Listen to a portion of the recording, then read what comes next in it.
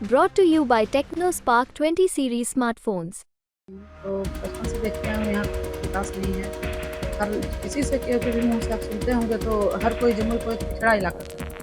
तो यहाँ की बेटी होने के नाते बिल्कुल भी अच्छा नहीं लगता है कि कोई मेरे घर को पिछड़ा है। लालू जी स्वयं और तेजस्वी जी ने स्वयं दोनों मिल के आपको संबल दिया।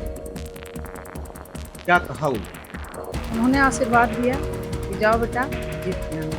तेजस्वी जी ने कहा जाइए, आप पे बहुत भरोसा किए हैं हम लोग, आप वहाँ से सीट निकालो। तो आपने अंतर्जातीय विवाह किया।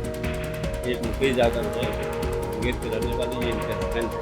कई पहली मुलाकात कब हुई मुकेश जी? पर्सनल बात मत पूछिए तो अच्छा हुआ। जनता जानना चाहती है।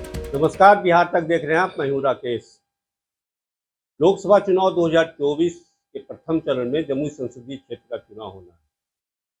हालांकि आधिकारिक तौर पर न तो एनडीए न ही महागठबंधन ने अपने उम्मीदवारों की घोषणा की है, लेकिन उम्मीदवारों के नाम करीब करीब तय हैं। महागठबंधन ने जमुई संसदीय क्षेत्र से अपने प्रत्याशी को संबल तक दे दिया। अर्चना रविदास नाम है उनका, जिन्हें आरजेडी ने अपना उम्मीदवार बनाया है जमुई संसदीय क्षेत्र से।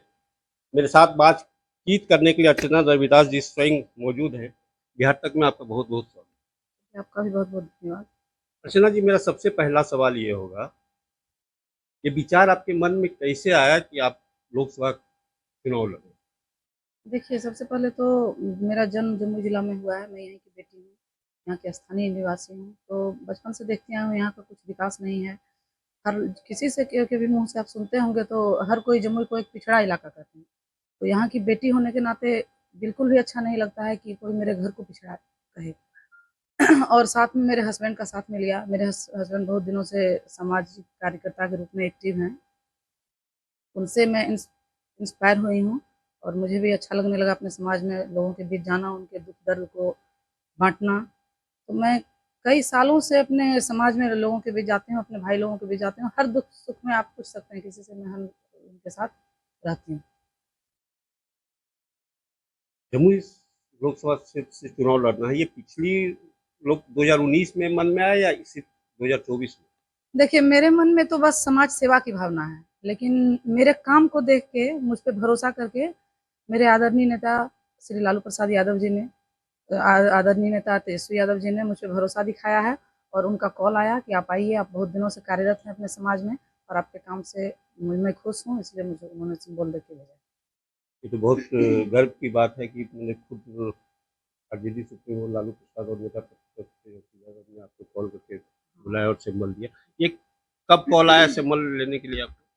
बातचीत तो उनसे होती रहती है क्योंकि हमेशा उनके पास जाना-आना, यहाँ की समस्याओं को लेके जाते हैं, मिलते हैं, तो वो देख रहे थे कहीं न कहीं इस समाज की बेटी है तो इस समाज का विकास, इस समाज की रक्षा यही कर सकती है। तो उनके मन में आया तो मैं उनका स्वागत करती हूँ, मैं उनका सम्मान करती हूँ जो मुझे इस लायक समझे। लालू जी स्वयं और तेजस्वी जी ने स्वयं दोनों मिल के आपको सिंबल दिया। क्या कहा उन्होंने? उन्होंने आशीर्वाद दिया कि जाओ बेटा जीत के आना। तेजस्वी जी ने कहा जाइए, आप पे बहुत भरोसा किए हैं हम लोग, आप वहाँ से सीट निकाल के आइए। बहुत लोग रेस में थे, आरजेडी के बहुत कद्दावर नेता सब जमुई सीट से टिकट लेना चाहते थे, आप बाजी मार गए, ऐसा लग रहा है। देखिए, टिकट लेना दूसरी बात है और अपने समाज पे ध्यान देना, अपने लोगों के बीच जाना, आना, घूमना, उनकी समस्याओं में हमेशा उनके साथ खड़े रहना, ये अलग बात है।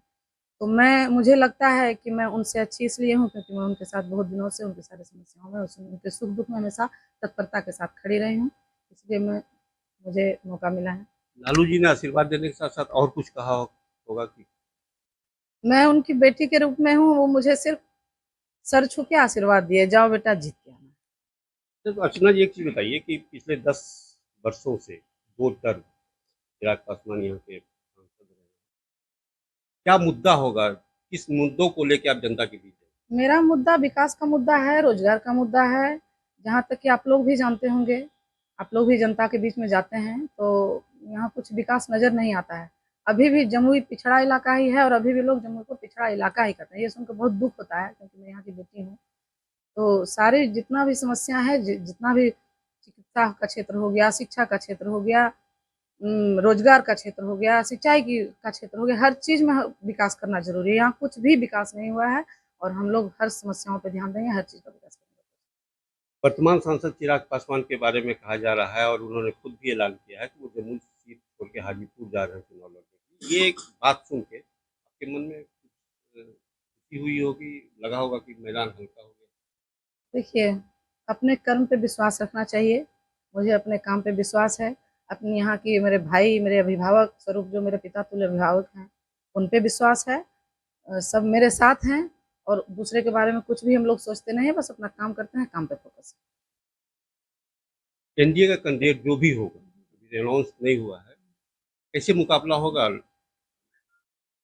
मुकाबला का कोई बात ही नहीं है। मैं यहाँ की बेटी हूँ और मैं यहाँ के मेरे सारे भाई लोग मेरे साथ तत्परता के साथ खड़े हैं। जहाँ तक आप लोग को पता होगा, कल मैं सबसे मिली हूँ, सिंबल लेके जैसे आई, मैं जनता के बीच में गई और सबका भरपूर स्नेह और प्यार मुझे मिला और सबका एक ही कहना है, इस बार स्थानीय को लाओ और बाहरी को भगाओ।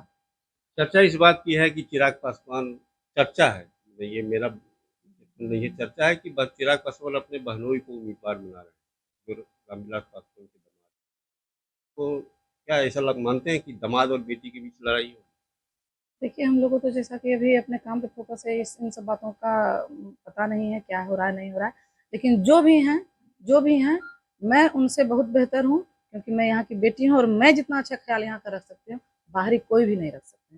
वो आएंगे और जैसे पिछले बार आके चले गए, उसी तरह आएंगे, चले जाएंगे। जब मन होगा सीट भी छोड़ के चले जाएंगे, कहीं अच्छी जगह से कोई सीट मिलेगा तो। उनका मुद्दा है सिर्फ सीट निकालो और यहाँ से चले जाओ। मेरा मुद्दा है अपने घर का विकास करो, अपने घर के सभी जनता के बीच में सुख दुख में साथ। लेकिन लड़ाई तो चिराग के ही किसी आदमी से होगी, तो लालटेन और चिराग की लड़ाई क्या 4 जून को क्या लगता है, लालटेन और चिराग में क्या होगा? मैं कल भी बता चुकी हूँ, आप जैसे बहुत सारे पत्रकार भाई लोग आए हैं कि चिराग का कहीं नामो निशान नहीं है, वो बुझ चुका है, लालटेन जल चुका है और हमेशा जलता है। अच्छा, अब राजनीति से हटके थोड़ा सा आपके व्यक्तिगत जीवन पे हम आते हैं कि आपकी पढ़ाई लिखाई, प्रारंभिक पढ़ाई लिखाई और पोस्ट ग्रेजुएट तक शायद आप किए हैं, वो कहाँ से की और कैसा रहा? मेरी पढ़ाई लिखाई स्कूली शिक्षा यहीं हुई है और तिलका मांझी यूनिवर्सिटी से मेरी पोस्ट ग्रेजुएट और ग्रेजुएशन हुआ है। तो मैं पढ़ाई लिखाई यहीं बिहार से ही हुई है मेरी। और जहाँ तक मेरी जानकारी है, अगर मैं सही हूँ, तो आपने अंतर्जातीय विवाह किया। ये मुकेश यादव है, मुंगेर के रहने वाले, ये इनके हस्बैंड हैं। कई पहली मुलाकात कब हुई मुकेश जी से? पर्सनल बात मत ही पूछिए तो अच्छा हुआ। नहीं, जनता जानना चाहती है कि पहली मुलाकात कब? हम लोग भागलपुर में पढ़ाई करते थे एक साथ, वहीं हम दोनों मिले थे और उस टाइम हम लोग तो स्टूडेंट थे। वो साल बता सकती हैं, वो साल कब? वो साल हम लोग 2006 में हम लोगों की कोर्ट मैरिज हुई है। तो 6 में तो शादी हाँ, हुई है, हाँ, आपकी शादी हुई। मुलाकात हम लोग कब हुई? मुलाकात 2004 में हुई। 2 साल हम लोग एक साथ जुड़े रहे। हम लोगों ने फैसला लिया कि हम लोग एक साथ जिंदगी गुजारेंगे। तो पहली नज़र में प्यार हो गया? इससे क्या बोले आपको। अच्छा, एक चीज़ बताइए कि मुकेश जी मुंगेर के रहने वाले हैं, आप जमुई की बेटी हैं। मुकेश जी मुंगेर से न लड़के आपको जमुई से चुनाव लड़वा रही हैं, इसके पीछे का वजह?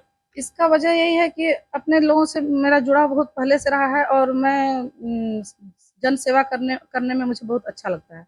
तो ये देखे कि नहीं, इसको इसी में मज़ा आता है, तो चलो तुम अपने अपने ही घर में जाके सेवा करो, यही इनका कहना है। मुंगेर से ये हैं, जमुई से हम लोग हैं। हम दोनों मिलके जमुई और मुंगेर देखेंगे, बस सेवा करेंगे सभी। अर्चना जी के पति मुकेश यादव जी मेरे साथ हैं, ये भी राजनीतिक जीवन में रहे हैं। 2015 में इन्होंने विधान परिषद का चुनाव लड़ा, 2020 के विधान परिषद का चुनाव लड़ा, 2020 में विधानसभा का चुनाव लड़ा। मुकेश जी, 2024 का जो लोकसभा चुनाव है, इसको किस रूप में देखते हैं और क्या लगता है क्या होने वाला है? 2024 का लोकसभा चुनाव को जो हम देख रहे हैं, बस सिर्फ एक मुद्दा पे लोग वोट देने के लिए तैयार है, वो मुद्दा है रोजगार का।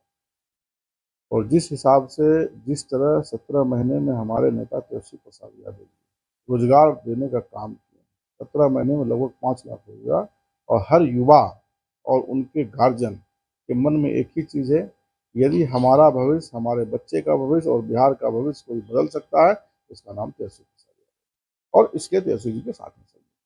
तो सिर्फ एक मुद्दा होगा, रोजगार। रोजगार और सिर्फ रोजगार, सिर्फ रोजगार। बस यही एक मुद्दा है। इस मुद्दे को लेकर आप जनता के बीच जाएंगे? इसी मुद्दे को लेकर जनता के बीच जाएगा। और निश्चित रूप से इतनी बेरोजगारी बढ़ी हुई है, हर लोग परेशान है कि हमारा बेटा यदि पढ़ा लिखा है तो उसको रोजगार नहीं मिल रहा है। जिसको रोजगार था भी कि 10 साल के भाजपा की सरकार में, चाहे वो प्राइवेट नौकरी करने वाले बहुत सारे हमारे ऐसे साथी हैं जो कि MBA करके, BBA करके, BTech करके, MTech करके नौकरी प्राइवेट संस्था में कर रहे थे, सबको निकाल दिया गया। मैक्सिमम बहुत लोगों को, कई लोग तो ऐसे हैं जो आत्महत्या तक करने को मजबूर हो गए, इसलिए 2014 से पहले उनकी कमाई कहीं 2 लाख रुपये महीने की थी, तो वो 2 लाख रुपया में अपने जीवन को उस हिसाब से ढाल लिया। लेकिन जैसे ही ये सरकार आई और सरकार आने के साथ रोजगार को जो ये काटने का शुरू किया, तो कहीं कोरोना फिर बीच में आया, कोरोना में लोग बहुत संघर्ष किए, कई लोगों को हटा दिया गया। तो जिसका जीवन शैली जो चल रहा है उस पर जब उस पर थोड़ा परिवर्तित होता है तो उनको कष्ट होता है, और वो कष्ट के कारण आज कई लोग बेरोजगार हो चुके हैं। बस हम लोगों का एक ही सिद्धांत है, एक ही सोच है कि सबसे पहले अच्छी शिक्षा हो और लोग को सरकारी नौकरी। एक चीज़ बताइए कि पिछले 10 साल वर्षों से चिराग पासवान यहाँ के सांसद हैं, विकास क्या हुआ है? देखिए, विकास की बात करें, 10 साल सांसद रहे, जमुई के लोगों ने उनको आशीर्वाद देने का काम किया, लेकिन जिस हिसाब से जमुई के लोग उनको आशीर्वाद दे, उस हिसाब से जमुई के लोगों के साथ जो है उनका व्यवहार अच्छा नहीं रहा। लोग विकास कुछ नहीं किए यहाँ पे। हम तो एक सिर्फ उदाहरण देंगे कि जब वो सांसद बने थे शुरुआती दौर में, एक पंचायत है जमुई जिला के सोनो प्रखंड में, दहियारी पंचायत, उनको उन्होंने गोद लेने का काम किया था कि इसका विकास हम करेंगे। और सब लोग जमुई में जितने लोग हैं, जमुई के आसपास के जिले के जितने लोग हैं, सब लोग जानते हैं। एक मंदिर है वहां पे, धुमराज बाबा स्थान। धुमराज बाबा स्थान में डेली हजारों की भीड़ लगती है, लेकिन आप जब जाएंगे कोई ऐसी व्यवस्था नहीं कि वहां लोग बैठ सके। लोग अपना तिरपाल लेके जाते हैं, और उस पंचायत को आपने गोद लेने का काम किया और गोद में रख के उसको बर्बाद कर दिया। इसलिए कि सब लोग तो सोचे, चाहे वहां के विधायक हो, वहां के जनप्रतिनिधि हो, कि भाई सांसद जी इसको गोद लिए हैं, पक्का निश्चित रूप से विकास करने का काम करेगा। ये कुछ नहीं, ये उनका विकास है। क्या लगता है कैसी रहेगी लड़ाई? लड़ाई कहीं कुछ नहीं है, कहीं कोई लड़ाई नहीं है। लालटेन यहाँ पे जल चुका है। निश्चित रूप से पहली बार जमुई लोकसभा में लालटेन जलेगा और जमुई का विकास होगा। एक आखिरी सवाल आपसे, बहुत राजनीति के बहुत सारे नेता उनका विदर्भात का सामना तो आपको नहीं करना। राष्ट्रीय जनता दल के वर्कर और राष्ट्रीय जनता दल के वोटर और राष्ट्रीय जनता सामाजिक न्याय को मानने वाले लोग, और खास करके जो लोग जिनको लग रहा है कि हमारे घर की बेटी इस बार चुनाव लड़ रही है, किसी का बात सुनने में तैयार नहीं है। हर समाज दलगत भावना से ऊपर उठ करके बस एक ही चीज लोगों का कहना हो रहा है कि इस बार अर्चना रविदास को हम लोग चुनाव जिता के भेजेंगे।